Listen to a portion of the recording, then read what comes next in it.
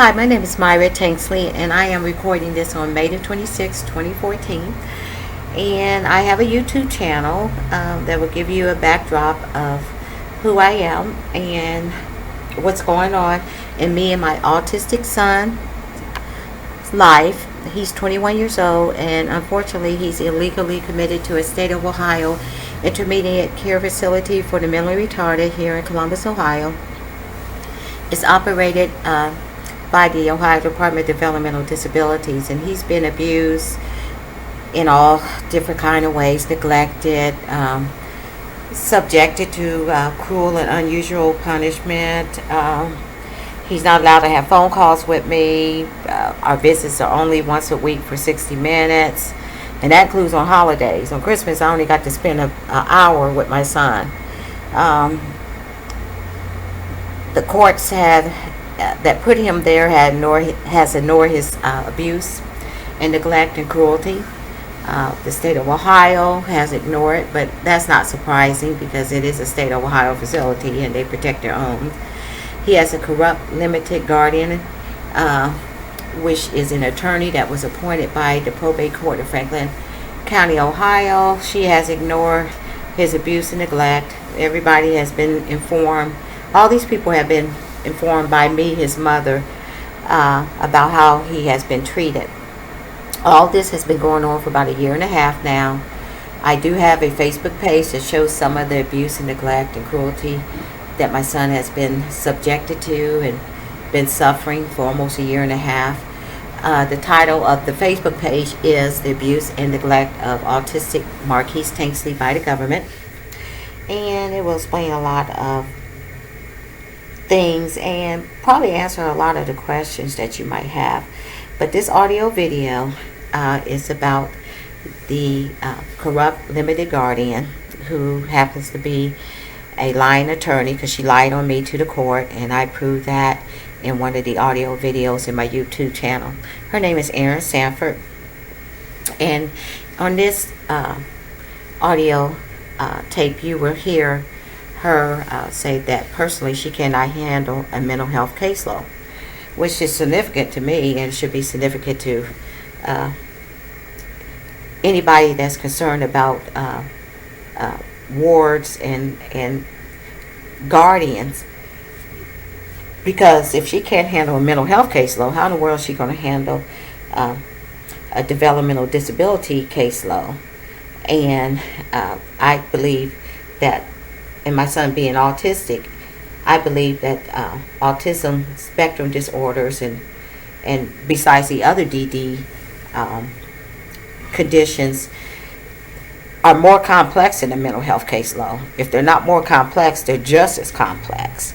So, and they need somebody that's got knowledge, somebody that's got the time, somebody that's got the skill, somebody that's got the passion to really advocate for them. So when I heard that, it took me back, because it just let me know, well, whatever reason that she states that she personally can't handle mental health caseload, it should be something that shouldn't be taken lightly. And I was like, well, what in the world is she doing? You know, letting the court appoint her as a guardian to special need individuals, you know, because you need to have a certain characteristics about you or in you so that you can do right by them. But she has turned her head for a year and a half, you know, while he's been repeatedly abused, repeatedly neglected. I actually seen him and audio tape him being attacked and punched in the chest, grabbed by his t-shirt. After one of the staff members called this employee over, and he walked right up to my son, attacked him, punched him, grabbed him by his t-shirt, threw him in the fan. I actually seen that with my own eyes because the God wanted me to see it. And I also had to have it on audio tape. That occurred on December 1st, 2012.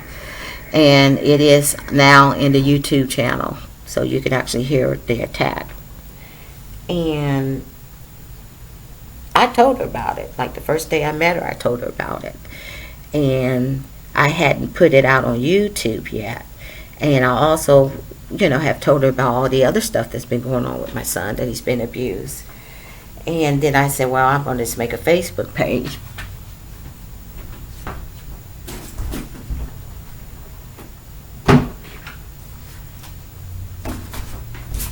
And the Facebook page has some of them.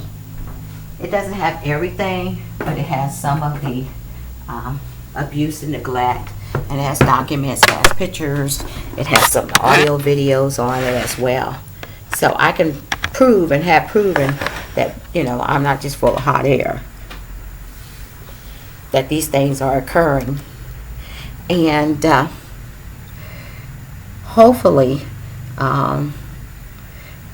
when this so-called investigation is over with, that all the people that are being abused by the state of Ohio and in the guardianship system will be rectified and compensated. And most of all, they'll be able to have their lives back. Because my son doesn't have a life right now. And that's one thing a guardian is supposed to ensure, among many other things, is that the so-called ward has a living environment that's safe, where they can be happy, fulfilling, where they can thrive. And my son hasn't had none of that. But everybody has turned their head. They won't acknowledge that my son's been treated worse than an animal. So, but I have proven that he has been, and he continues to be. But back to this audio video, you will hear Erin Sanford say, you know, personally, I can't handle a mental health caseload. Very significant as far as I'm concerned. But yet she was appointed, and maybe that's the reason why she's just turning her head while my son's been punched and attacked and, you know, assaulted by both staff and residents, and, you know, having forced to wear used dirty clothes that's not his, it's too big, and unexplained injuries, and just all sorts of things. So without further ado, here you go, and thanks for listening. We can sit around and talk about this all we want, but if you don't have the right staff, the right environment, and then you said being set off and overloaded, it means nothing. I have the experience with mental health. Right. I've worked with the mental health system with my boss for 10 years, and he has that I can handle that type of case personally, not fit. Okay, there you have it. And I know it sounds low, but she said she's worked in the mental health system with her boss for 10 years, and personally, I can't handle that kind of caseload personally. So there you have it.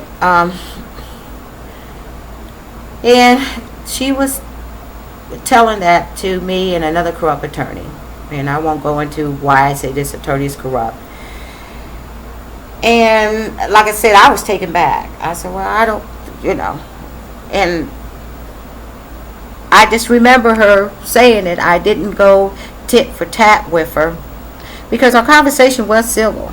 And you could hear me talking at the beginning before, or you can hear me talking before she said what she said about personally she can't handle a mental health caseload. So there you have it. Please visit my YouTube channel.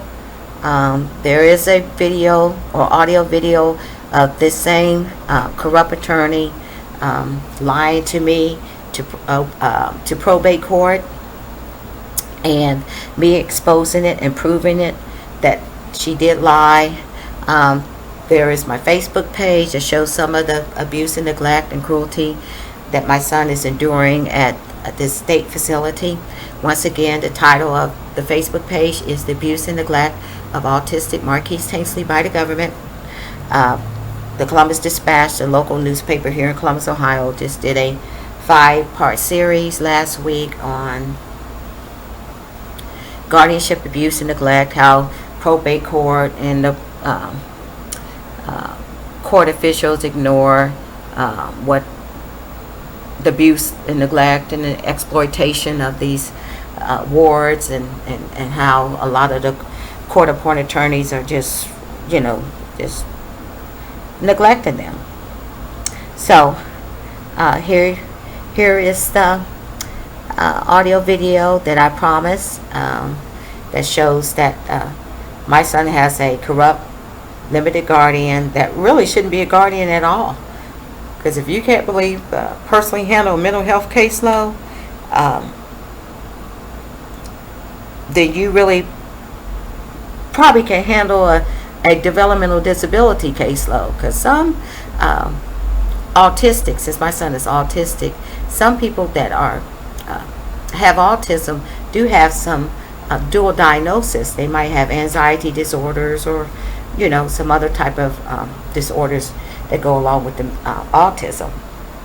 So there you have it, and I thank you for listening. Please visit the Facebook page, check out my YouTube channel, and hopefully anything that you might be wondering or any questions you might have in mind will be answered in those. Thank you for listening, and have a blessed day.